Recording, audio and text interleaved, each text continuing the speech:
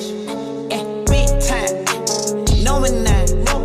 Diamonds in my teeth, I got a lot of shine. Running up the number, that's a lot of crime. Try to take it from me, must be out your mind. I'm big time. Lot of slime. Smoky in the air, that's a lot of pine. Pockets running over with the dollar sign. Welcome back to the channel, and today this is a video of almost a year of owning a 7.3. Well, not this one. This one is my silver one, XRT one. Great looking truck, besides the damage, obviously. But yeah, I'm just gonna go through what to look for and what to expect or what not to expect. Number one, what you shouldn't really expect out of these trucks is a race truck. All these idiots, they think these trucks are fast, you know what I'm saying, and they're not. But they're not slow either. Because people say, oh, they're so slow. I mean, they haven't experienced slow, because in my 92 F-150 with the 5.8 in it, 251, that thing was slow. Okay, I couldn't even get to 70 miles an hour. Granted, it did have a lot of problems, but it's not the truck's fault. But I'm saying that you could be slower. Now, on this truck and my other one, I can cruise at 80 miles an hour. No issue. That's plenty for me. Number two, what should you expect? You should expect a really decent vehicle. These trucks are decent. They're not the best of the best. The best is a brand new vehicle you can get with a warranty. Now, granted, this truck, there's nothing wrong with it besides, the roof damage right there. Granted, I still drive it because it's not hindering the drivability of the truck. So this truck, it gets decent fuel mileage compared to my 5.8. That's why I sold that truck to get a 7.3. Because I really love these body styles, but I didn't really want to give up, the body style. But I really want the fuel mileage to increase. So that's why I bought the 7.3. Because 7.3, it gets decent, fuel mileage. It's not bad.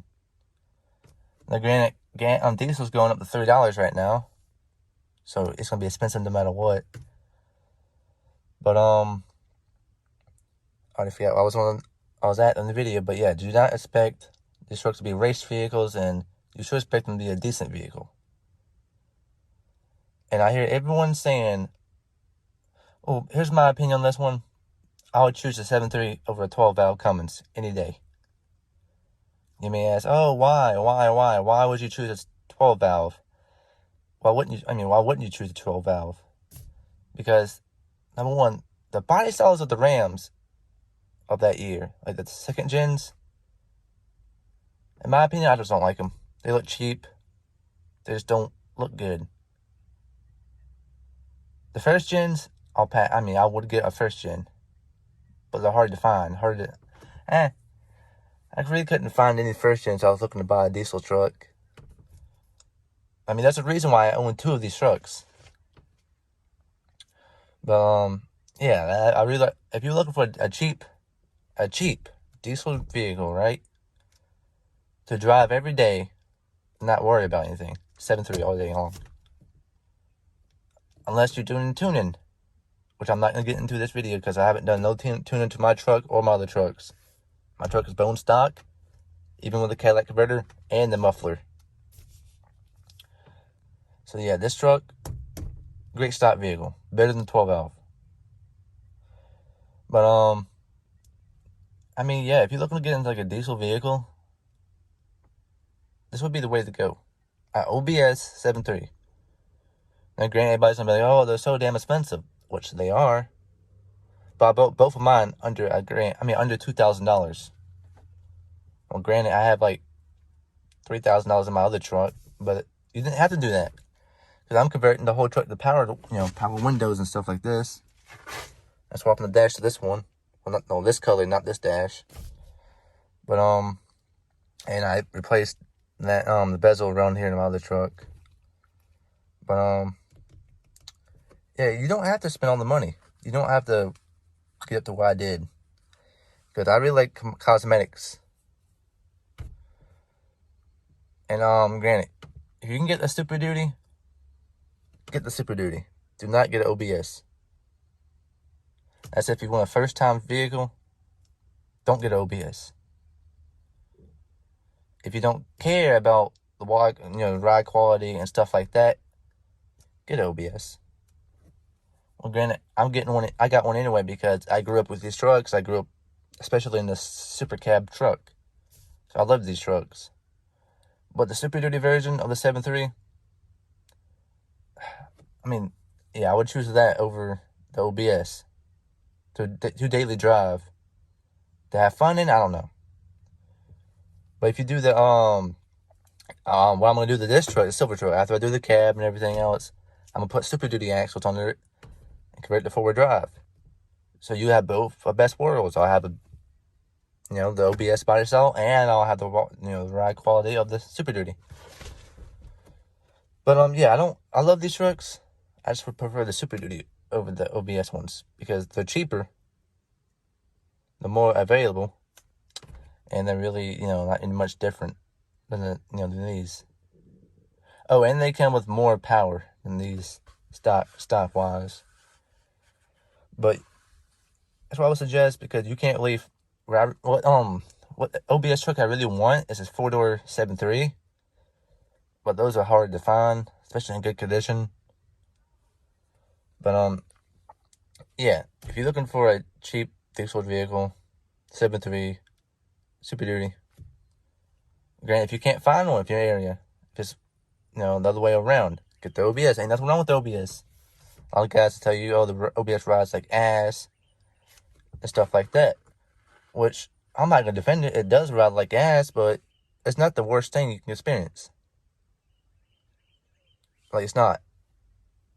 So this truck has airbags in the rear suspension and has a twin I-beam up front. So it rides bumpy, but you can correct that. So yeah, I would take back my statement, but yeah. So things you can fix with money. As for maintenance wise, people will always talk about, oh, you guys spend a buttload of cash to maintain these vehicles. You don't. I don't know why anybody's lying to you or gatekeeping. If I want to do an oil change in this vehicle, it'll be $50. All you gotta do is go to Walmart and buy the fucking Shell Rotella 15W40. It's pretty cheap there. Buy it, call it good. Even the like for example, if your oil cooler fails, like my other truck did, go on eBay, get $100 one, call it good. It's been lasting for a year now. I have no issues with it. So yeah, and another thing about these trucks, which I like, is the junkyards around me have a bunch of parts for these trucks. Oh, I already can hear the jokes now just because it's a Ford. No, because the F-150s, F-250s, F-350s, even the F-Super Duties all have the same body panels and everything. So if I find an F-150 with a door panel I want, I'll grab it. Stern column, I'll grab it. Dash trim, I'll grab it. Seats, I'll grab it. The stuff for these trucks are getting harder and harder to find.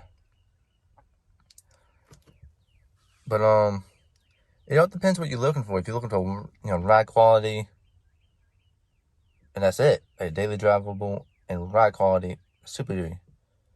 But if you don't care about those things, get OBS. Or if you like the looks of the OBS over the Super Duties, OBS. But yeah, because I've been doing a lot to this truck. I mean, I got air freshener. I got all the air fresheners in the world, but I've been trying to think of ideas for this truck. And also, the reason I don't like the 12 valves because the owners are assholes. You may say, oh, every truck group has has owners like that. No, I legit went to go look at Cummins, right? I was gonna be a Cummins guy before I got these trucks. Every time someone to look at the guy, you lied about the vehicle, lied about it. Didn't provide enough information when I asked.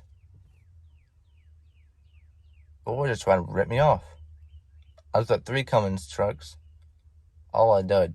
I looked at that black F-250 I have once. I took it home. Simple as that. This all depends what, the guy, you just gotta make sure. Look at the vehicle real nice. I mean, I didn't even check the oil in this truck when I bought it.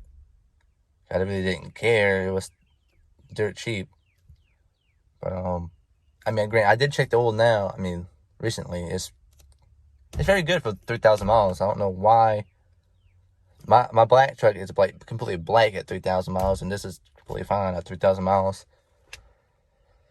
But, yeah, these trucks are easy to work on.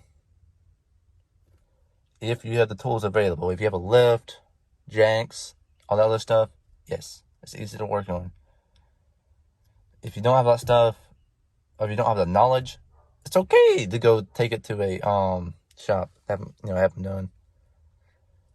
I mean, time's money. So yeah, I mean, I wouldn't beat yourself up for just taking it to a shop. But yeah, that's why I think these trucks are, some guys these guys talk all this shit about this truck and 7.3s and stuff, or they own them and say, oh, I wouldn't own another one. I wouldn't suggest one if you're getting a first-time diesel truck.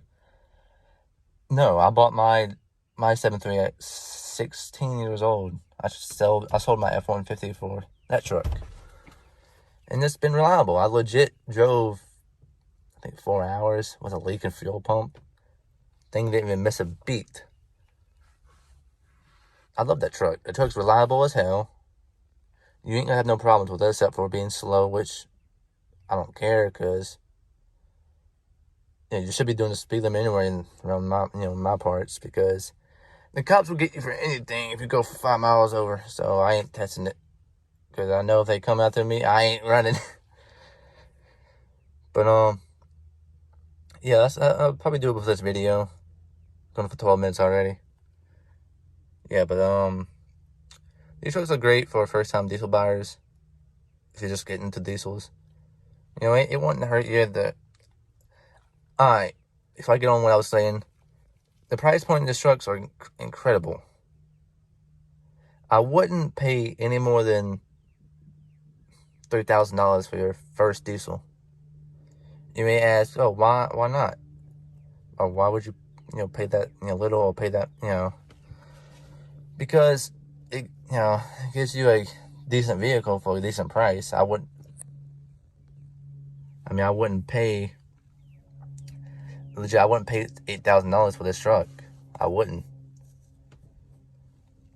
Because you're getting like other territories at that point. These trucks are not, worth $8,000 unless you have a 4-door, low miles and stuff like that. And yeah, I wouldn't buy it. But yeah, I would pay like $3,000 for one. Then I would prefer to buy it stock, so you can do all the mods yourself, learn how to do them. Hey guys, apologize for the cut. iPhone temperature warning is hot, so they cut the video. But like I was saying, I wouldn't pay more than $3,500 for one. I mean, I'm not here to tell you what you shouldn't buy or what you should buy, but that's my experience, because it'll give you a good learning curve. Like, so you don't have to, so you can learn how everything works and stuff. Or you can learn how to take body panels and stuff like that off, or take your dash part. But yeah, I wouldn't really want to use this vehicle as I mean, this one's fine, but say, for example, my single cab, I really want to use it as a daily, as I'm going back and forth from work. Because if you go to Walmart or something like that, you can't put groceries or anything like in the vehicle, because you got so little room, especially if you have another person with you. Apologize for the noise. I turn the truck on, AC going, But yeah, that probably brings me to my last thing. But yeah, all these things are, in my opinion, what I'm going through. And also, I own both a XL and XLT vehicle. So don't be scared to get, work truck package if you don't really want one. Because I really didn't want one, but you legit can swap everything back to powered and stuff. That's what I'm doing in my black one. Or if you like that stuff, you don't care, get XL model, because usually they're dirt cheap. Yeah, legit, the dirt cheap, like $1,000 around that area. But that brings us to the end of the video. Tell me what you guys think about my opinions and stuff, or care to leave a like, comment, I don't care. Or if you think I left out something or didn't include something, let me know. Or what do y'all think? But yeah, thanks for watching. See you in the next video. Peace.